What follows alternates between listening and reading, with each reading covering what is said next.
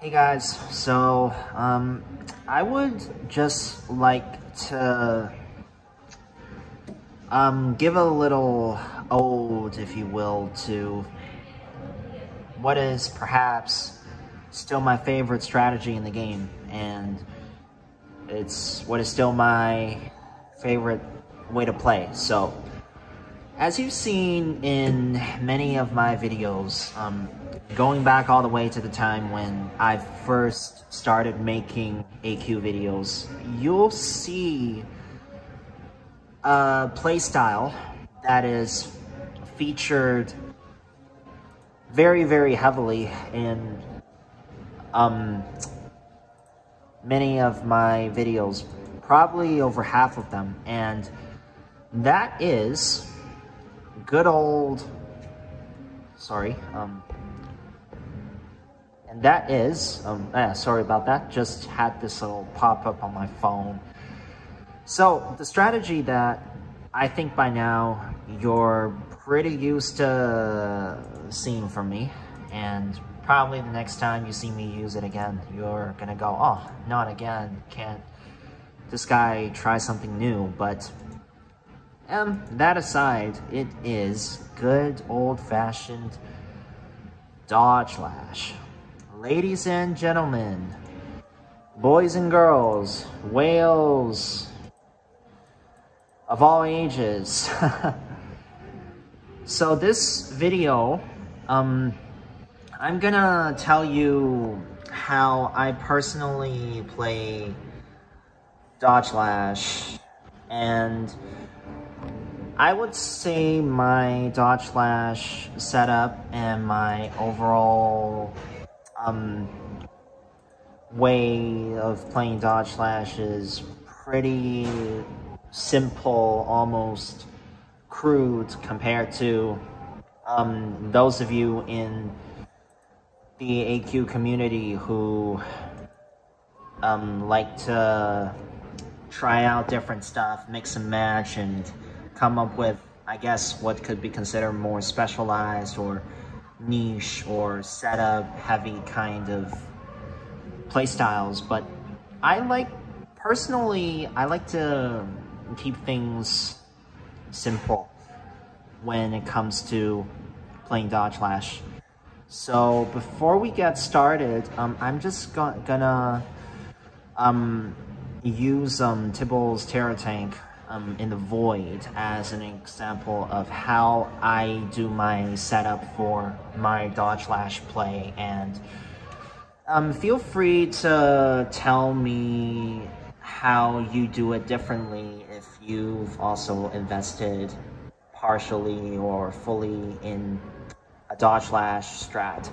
So just the way I play might not be the way you like to play. But so before we get started, as you can see from my little character sheet or pop-up or whatever you want to call it, I'm currently without any dexterity, and the reason why is because dexterity is no longer the universal mandatory stat for accuracy, landing hits, and all that. So that's been shifted over for the most part to your main stat, whether it's strength, dexterity, or intellect. So in my case, this current build I'm playing, I've got the typical stat spread of a backlash build. And yes, backlash is one of the key components of my character right now. But what I really wanted to do was to see how many strategies, was just to see how versatile I can make my character within the amount of inventory slots in each category. So basically, I'm playing Dodgelash right now without any dexterity, and unfortunately, the devs have not really figured out what they're gonna do with blockings, and for now, dexterity is still related to blocking, so that kind of sucks. But so anyway, we're gonna go into the void, and we're gonna go into we're gonna try it on Tibble's Terra Tank. Tibble's this guy is fairly decent for trying out certain kinds of, or trying out new strategies, basically, because he's got quite a hard damage cap, which means like he's your typical modern AQ boss, which needs attacks with as many hits as possible to deal with. But at the same time, he doesn't have much of a soft damage cap, and I think stuff like your Dodgelash damage and your backlash damage and your burns and bleeds and poisons and all that, they all count as part of soft damage rather than hard damage. So it's still quite easy to take him down using these kinds of DOT strategies, and that also includes your Dodgelash strategy. So since I have 0 dexterity, but I think this is going to be your primary Dodgelash armor. It's your mandatory Dodgelash armor, even if you do still run dexterity, and that is going to be your ghost costume. So as you can see, even without equipping a shield, ghost costume has the highest MRM blocking of any armor in the game. So this is definitely a must grab for anyone that's playing Dodgelash, and for me it's even more essential because I am trying to Dodgelash without running any dexterity. So for me it's extra crucial that I sit in this armor when I Dodgelash. So the other must-have item for any Dodgelash build is the Titan's Fall shield. And what this shield does is it's basically going to be your main source of damage for Dodgelash, and it does harm damage, which the majority of monsters in the game resist harm at 100%. So they've got just flat average harm resistance. And the shield, it comes with a toggle, as you can see. What this toggle does is, for a cost of about 60 SP per turn, it doubles your Dodgelash damage from the shield.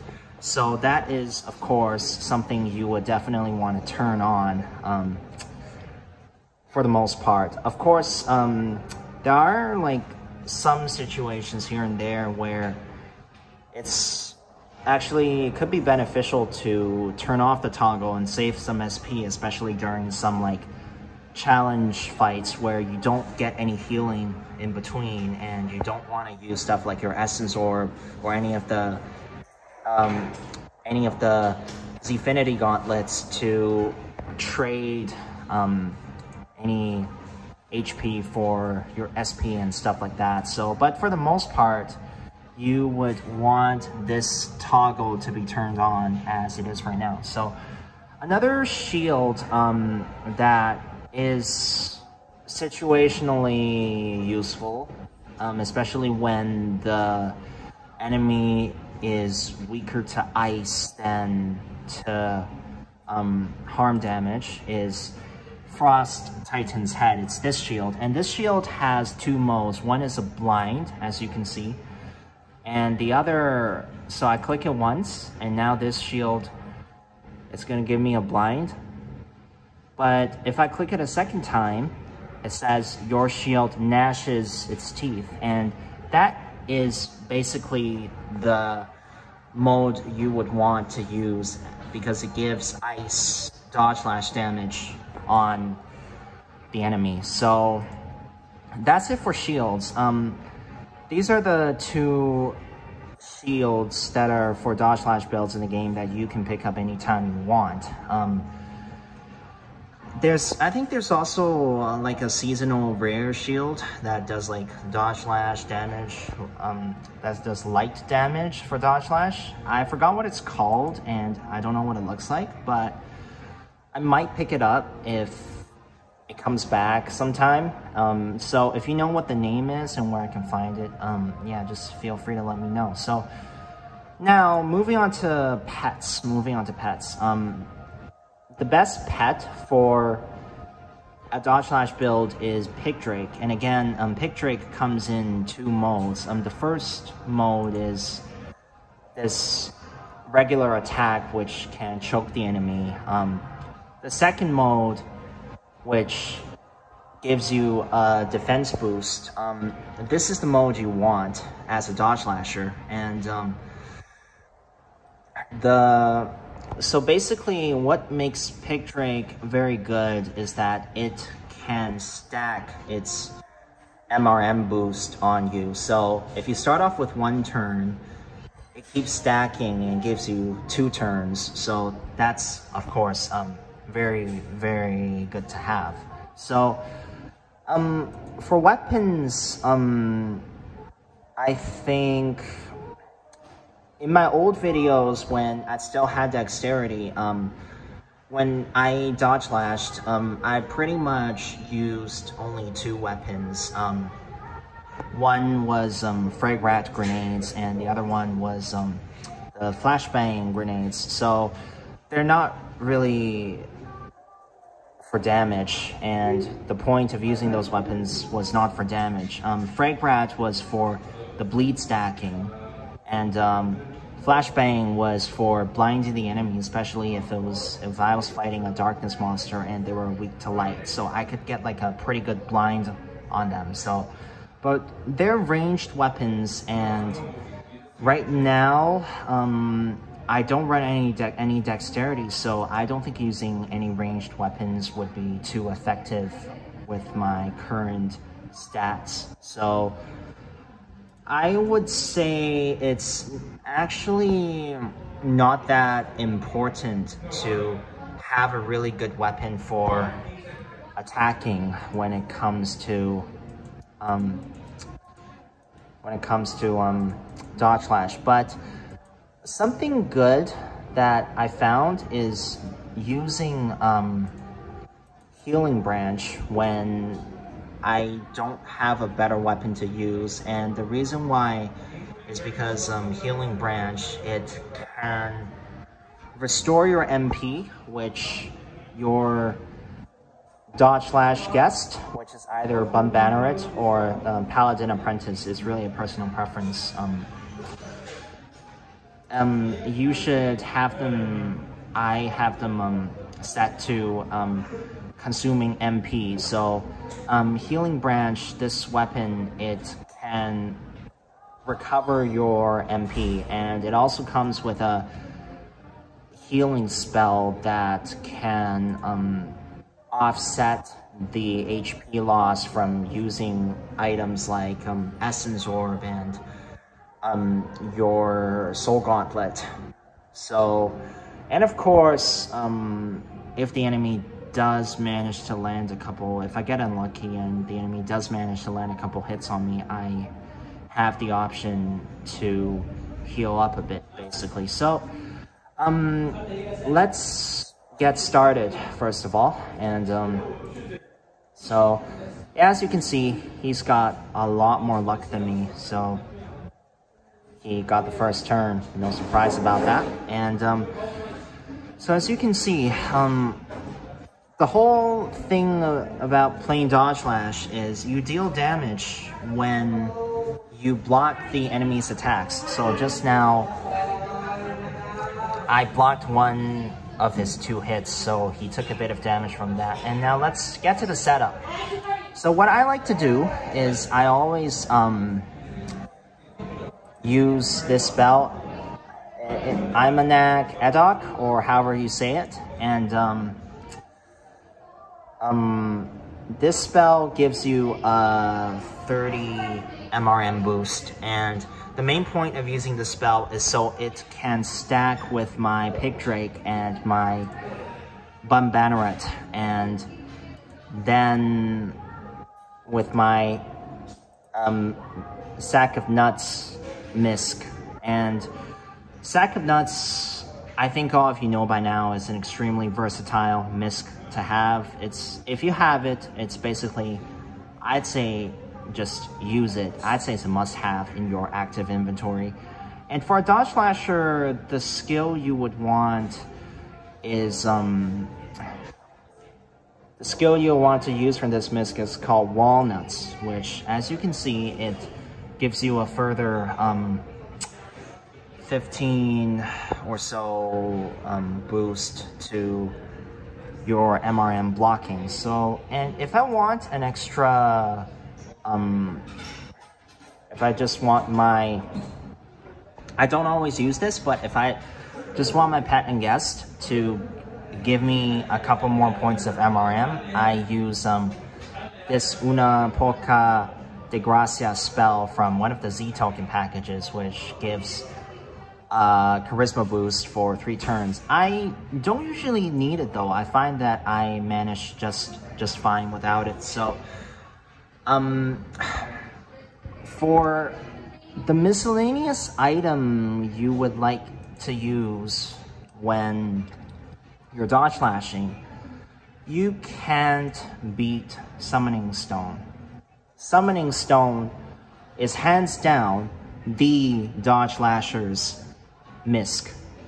Nothing can beat it. I know recently they released the Louis statue, which I made a video comparing Summoning Stone with the Louis statue, but Summoning Stone, for its SP cost, and as you can see, also gives a bit of luck and gives a bit of charisma. Nothing can beat it when it comes to Dodgelash. So I tried the Louis statue, and not only did it have a much higher SP cost, but the actual damage, the extra Dodgelash damage I got from it was, I would say, about the same as Summoning Stone, probably even a bit lower. So Summoning Stone, I think you get it from either the rare or the ultra rare GGBs, but it's definitely worth picking up. I'd say it's a must have if you're a Dodgelasher. So that about completes my Dodgelash setup. I'm just going to use the Zfinity gauntlets to recover a bit of MP and SP. So to recap, my sequence is I always use Imanak Edok. I always use this spell first, and if I'm just in the mood for it, I'll use Una Poca de Gracia for a bit of an extra boost to my Dodgelash pet and guest. And then I always use Mixed Bag of Nuts. Well, I already clicked it once per turn, but the skill you'd want from Mixed Bag of Nuts if you're Dodgelashing is Walnuts. And for Misks, I always use Summoning Stone. It's the only one I use. So without further ado, and before you start finding my explanation too dry, let's get to the actual fight. So I'm just gonna, yeah, I don't even need to do any direct attacking. So as you can see, I just recover MP or HP depending on which one I lack. So as you can see, I'm probably doing about, with this damage cap, I'm still doing about 600, 700 damage a turn. So That's very good. Now I'm gonna switch to Frost Titan's head, and I'm gonna set it to the ice Dodgelash mode to see how much I can do. About the same, because he has pretty flat elemental resistances, all at 70%. I don't know if he's got 100 or 70% for harm, but either way, we are taking him down fairly quickly. So this is good to see. Generally, once I complete the basic Dodgelash setup with this spell and walnuts, as you can see, and I equip Summoning Stone, I only need to do this sequence once per battle. I find that once that's done, I don't need it to do it again. Of course, and I'm not sure exactly how this works, but as you can see with this setup, even without any dexterity, he's not getting any hits on me. He's not hitting through my MRM. Sometimes if it's a boss that can launch a very big nuke at me, for just a bit of extra safety, for just a bit of extra security, I probably use walnuts again. So as you can see, the MRM boost went from 850 to 80, which is definitely overcapped, because I think the cap in the game for MRM is 150. But sometimes when I'm fighting a boss I know can do a big nuke, just right before the turn he nukes, I sometimes just click walnuts again for a bit of extra reassurance. I don't know if that actually helps. I don't know if that really makes a difference, but so actually, if you know, just feel free to tell me. So, but anyway, so he's almost dead, and so far he hasn't landed a single hit on us, except at the beginning before my setup, but that was nothing too hard. So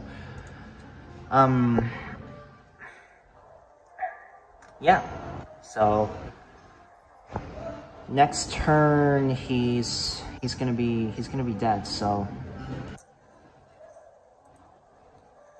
this went pretty well, and yep, and that's it. So that is a typical example of how I would do my Dodgelash setup. And of course, if I wanted to boost my Dodgelash damage even further, I could use something like Power Gauntlet, but I'm kind of lazy with that, so I usually just do the setup that I showed just now and just get on with the battle, basically. So the thing with Dodgelash is, even though the harm damage I think is magic damage, I don't think something like Arcane Amplification would increase the Dodgelash damage, so I would not use that for Dodgelash. So yeah, the reason why I love playing Dodgelash so much is because it's simply just a phenomenal strategy to use, and the fact that you are not taking any hits from the enemy while being able to deal damage back to the enemy while being able to not take any hits and therefore bypassing the enemy's mechanics and whatever they have, it's just a very good feeling. And I would go as far as saying, like, sometimes it really gives you this like borderline invincible feeling when fighting a boss or fighting anything that could otherwise deal a lot of damage to you.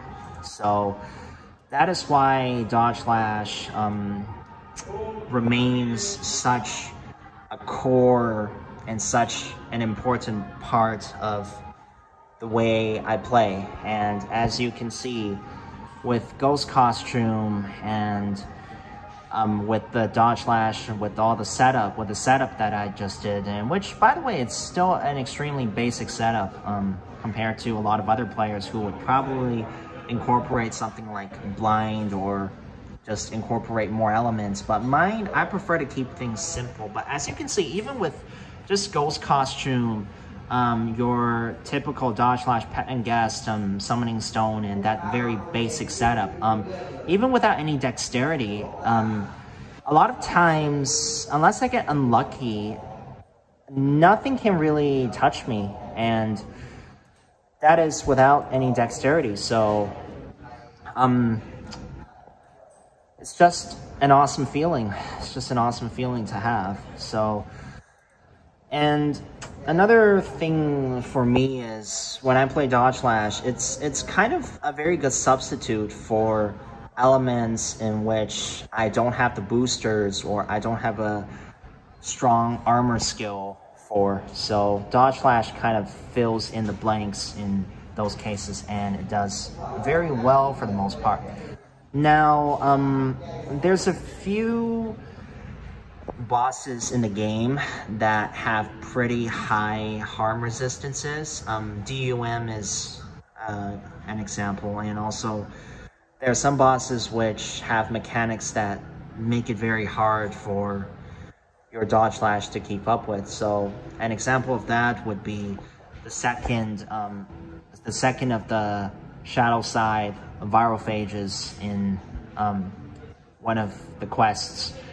But for the most part, Dodgelash is just all-round very effective, very strong strategy that, as you can see, doesn't require too much of an investment in fancy items, and doesn't even require too much setup to execute. So I'd say it's very cost effective for the most part, and just very strong overall. And for pets, if you don't have any access to the GGBs, then you'll have to wait until Banneret returns to the Void. So for the guest, you can either use Banneret or the Paladin Apprentice. Both basically do the same thing. So other than that, what else do I have to add? And so I would recommend any player who's more on the free-to-play side, or just can't spend, or just can't get GGBs, rare and ultra rare GGBs all the time, to invest in Dodgelash as part of their strategy, and just really incorporate it into their gameplay, because it can get so much done with what I feel is so little. You don't need any fancy armor skills, you don't need a bunch of I don't know, it doesn't have to be complicated to be effective. So yeah, in a nutshell, although I think this probably took more explaining than I expected, but this is why I love Dodgelash so much, and why it's just a staple of my gameplay. And so we're just gonna try it on something else. We're gonna try it on Rubzard. Rubzard doesn't have he's not too bad in terms of his damage cap, but I still think, yeah, I just want to give another example of my Dodgelash in action. So I'm gonna use Imanok Edok,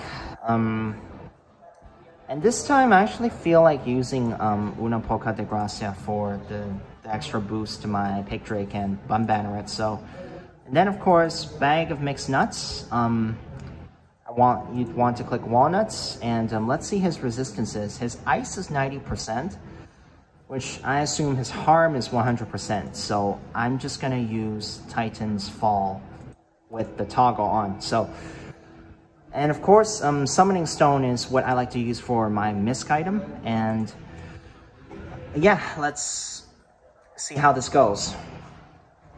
So as you can see, I dodged all of his hits from his SP attack, which would have otherwise killed me or put me on very low health, and in return, I just took out a good chunk of his health already, so very, very strong that way.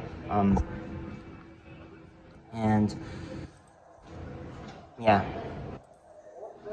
since I don't have any dexterity, I still kind of have to get lucky to not have him penetrate through my defenses, but it's so far so good, basically. And as you can see, he's almost at half health, and at this rate we should be fine. And so he has just over 700 SP right now, and I am pretty sure that he's going to use his SP attack again. So just for a bit of extra security, I'm going to do Walnuts again, and just going to do a few clicks of Essence Orb, and just switch back to Summoning Stone. And since we almost have a full MP bar, I'm just gonna use the healing spell from the tome, and yeah, yep, and that was another 1,500 damage from my Titan's Fall and Summoning Stone. So, and he's almost dead. So one more thing for Summoning Stone is, just in case you guys don't know yet, it's also got two modes. If I click it and you see a flickering red light, it's kind of more for Beastmasters.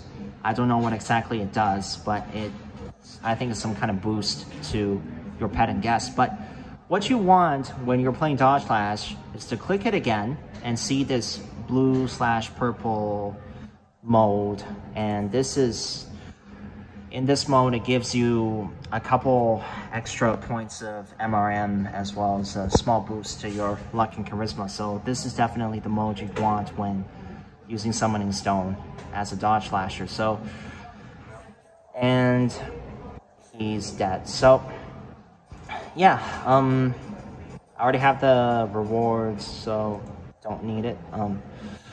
So yeah, that's basically it for my Dodgelash mini guide, and I hope you learned something useful from this video. And if you have any questions, just feel free to ask me in the comments, or if any of you know me from Corey's Discord, just feel free to message me any way you want, and I'll try my best to answer you if you have any more questions. So that's it for now, really. So the key takeaway is Dodgelash is really strong, and I would highly recommend it as a way to play the game. So alright, so that's all for now, and I hope you have a good day, and I'll see you in my next video.